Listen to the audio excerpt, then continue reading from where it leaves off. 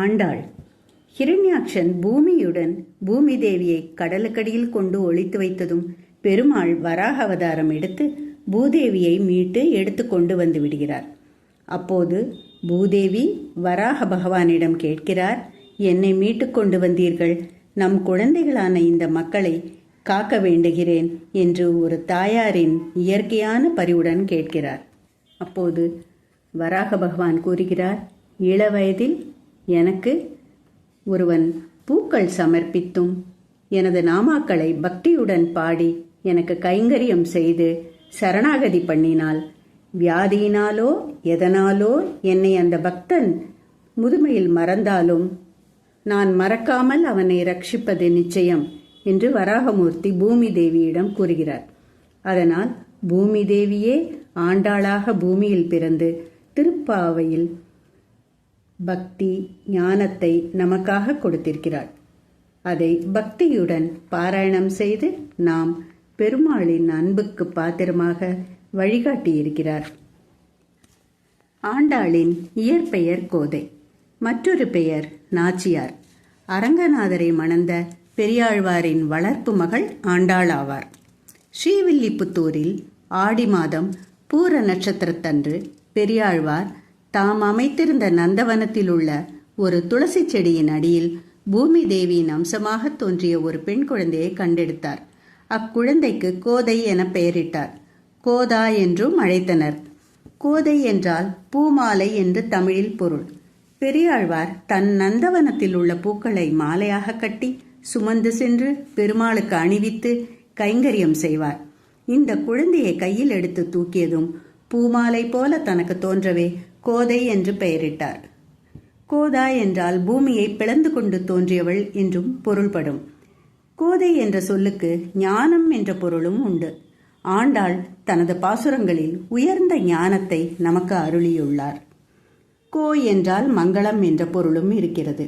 மங்களத்தை அருள்பவள் கோதை.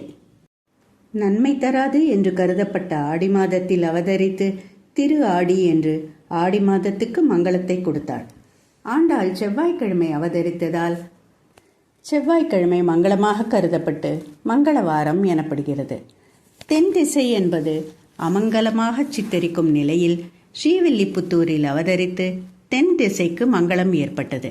இந்த கருத்தை ஸ்ரீமன் நிகமானந்த மகாதேசிகன் தனது கோதாஸ்துதியில் பெருமையாக கூறியுள்ளார். கோதாஸ்துதியில் முதல் 12 பாசுரங்கள் ஆண்டாள் சரித்திரம் பற்றியும் 13 முதல் 22 வரை ஆண்டாள் திருக்கல்யாண வைபவம் பற்றியும் 23 முதல் 28 வரை ஆண்டாளது அனுக்கிரகம் பற்றியும் 29 பலஸ்ருதியாகவும் பாடியுள்ளார். 28வது ஸ்லோகம் நாம் தினமும் பாராயணம் செய்ய வேண்டிய தியான ஸ்லோகம் ஆகும். சதமக மணி நீலா சாரு கல்ஹார ஹஸ்தா ஸ்தனபரண மிதாங்கி சாந்திர வாத்சல்ய சிந்துஹு அலக வினிஹிதாபி ஸ்ரக்பரா கிருஷ்ணநாதா விலசது ஹிருதி கோதா விஷ்ணு சித்தாத்மஜா நஹ. இது கோதாஸ்துதியின் 28வது பாடல். இதன் பொருள், இந்திர நீலமணி போன்ற நீல நிற உடல் அழகு கொண்டவளும் அழகிய செங்கழு நீர் மலரை தன் திருக்கரத்திலே ஏந்தியவளும் அழகான வதனத்துடன் சற்று மெலிந்து வளைந்த திருமேனியை உடையவளும் அளவற்ற கருணை கடலானவளும் கூந்தலில் சூடிய மலர்களின் நறுமணத்தால் எம்பெருமானை தன் பக்கம் ஈர்த்தவளும் பெரியாழ்வாரின் திருமகளாகிய கோதை பிராட்டி எங்களது இதய கோவிலில் எப்போதும் விளங்கி அருள வேண்டும். ஆண்டாள் எழுதிய மொத்த பாசுரங்கள் 173 ஆகும். 30 பாசுரங்கள் கொண்ட திருப்பாவை மற்றும் 143 பாசுரங்கள் கொண்ட நாச்சியார் திருமொழி என 2 நூல்களை இயற்றினார். மார்கழி மாதத்தில் விடியற் காலையில் பாடப்படும் பெண்கள் பாவை நோன்பு இருந்து இறைவனை வழிபடுவதற்காக பாடியது திருப்பாவை. ஆண்டாள் தன் ஆழ்ந்த காதலையும் பக்தியையும் வெளிப்படுத்தி எம்பெருமானை வேண்டி பாடியது நாச்சியார் திருமொழி. இறைவனையே காதலித்து திருமணம் செய்து கொண்ட பெருமை இவரை குறிக்கும். இவர் சூடிக் கொடுத்த சுடற்குடி எனப்படுகிறார். தான் சூடிய மாலையை இறைவனுக்கு சூட்டியதால் இந்த பெயர் அவருக்கு கிடைத்தது.